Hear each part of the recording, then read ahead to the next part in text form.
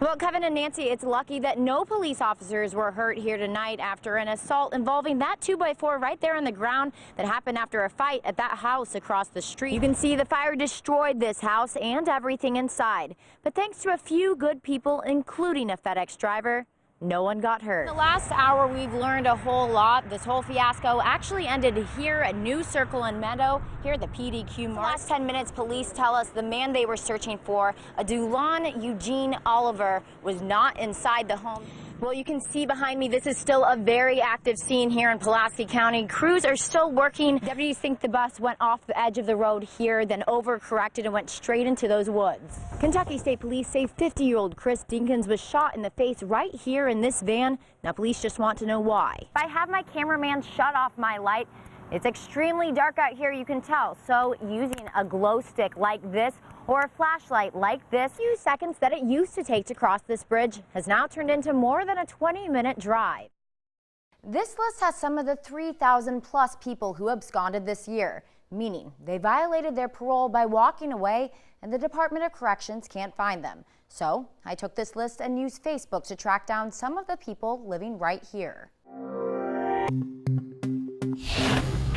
These are the faces of wanted criminals.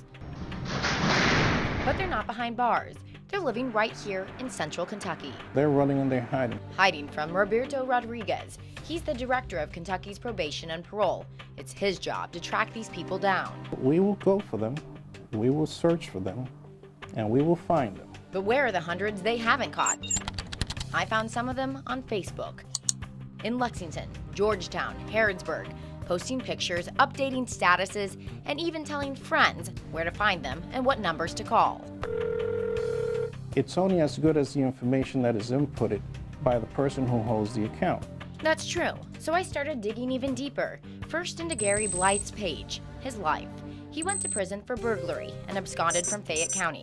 But his Facebook says he's living right here in Lexington. So I sent him a message. The interesting part of this is that he actually had a conversation with you. More than just a conversation, Blythe told me he knew he violated his parole and plans to turn himself in after the holidays. But when I asked to meet up, he asked me if he looked stupid. What is surprising is that he overtly indicated that he's wanted. He did, and so did others. Eric Gooden went to prison for a family offense and absconded from Scott County. His Facebook says he's living in Georgetown, so that's where I started. I'm looking for Eric Gooden. Are you? Yeah, I'm his mother. You're his mother? She had no idea her son violated his parole. How does it make you feel? Sad. Really sad. It just means he's gonna have to go back to jail. With a heavy heart, she passed on his number. Hi, is Eric Gooden there? That's him. Did you realize you absconded? No, I did not. Have they not tried to get a hold of you? No, I had nobody contact me. Rodriguez says it's unlikely Gooden or any other absconders don't know they have violated. I don't believe that that is accurate. We probably have knocked on his door. But if that's true, how is he still running? If we found them, how come you guys haven't found them? I believe you found them by chance. Be it luck or hard work, the process is difficult, but one the Department of Corrections is trying to master. We actively search. We knock on doors and actively search. They have developed the CAP program, capturing absconders proactively, and use social media like Facebook to find criminals. Still, is this a problem we need to solve? Yes, absolutely. But how? We found for ourselves that people in the community often know where these absconders are. Rodriguez tells me they are the key to making a change. This is not only a system problem, but it's also a community problem. So until the public stands up to help make things safer, the bottom line is... They are dangerous, there's no doubt about it. We need to get them back.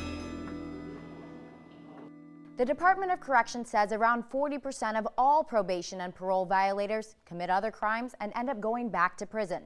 The DOC often go after the most violent absconders first, but it's never a guarantee what violators are the biggest danger to the community. Back to you. If there's any message that I would want to spread throughout the world, it would be one of love and happiness after loss. It's a message Ben Nunnery knows well. 2 years ago, his wife Allie passed away from cancer. Since then, he and their daughter Olivia have been learning to live through grief. Who's that? Yeah. And even though Allie's gone, her memory's still very much with us because that love is still there. So, last month when Ben and Olivia moved out of the house they shared with Allie, they wanted a special way to preserve that memory. And these pictures taken by Allie's sister were the perfect solution. I just thought it would be interesting to put Olivia in Allie's place. The house was empty again, just as it was when this family just began. Now a father and daughter caught in a moment, just as the young husband and wife had a few years before. She's starting to look more and more like her. She acts like her a lot. And I think she just has Allie's spirit. Was the pink dress. It's that spirit Nunnery thinks is moving these photos across the world. I love that these photos are spreading in that way because I feel like it's Allie doing it. He says it's a sign from his wife, just like the feather in this picture. He says in life, Allie brought out the best in others.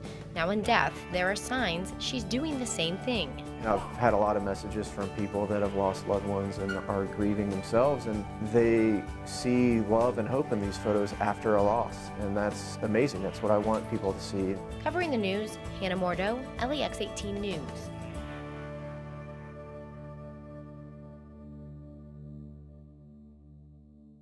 Brianna, this morning firefighters heard the plea of a mother unable to buy gifts for her son.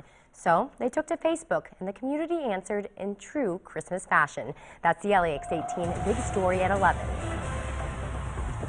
If you help somebody out, then, you're living the true meaning of Christmas. They're words the Waco Fire Department live by.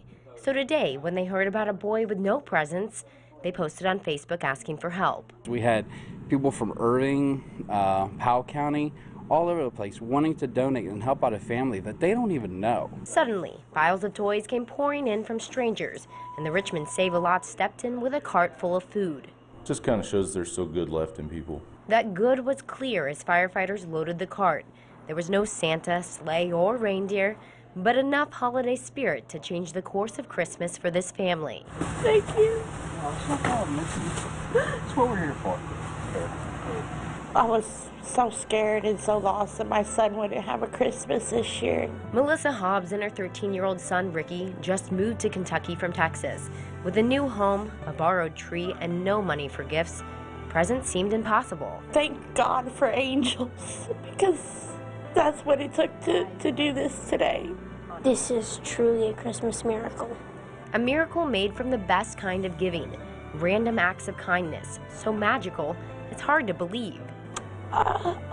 Amazing feeling come over me when y'all pulled up. I can't even tell you how happy I was. We'll truly have a Christmas thanks to you. Thanks to their new community, the power of social media, and the spirit of Christmas. The true meaning of Christmas is to give, not to receive. I hope you guys have a very Merry Christmas, all right? We will now. The Waco Fire Department had already given $5,000 worth of gifts to kids in need for Christmas before they found out about the Hobbs family this morning. Back to you.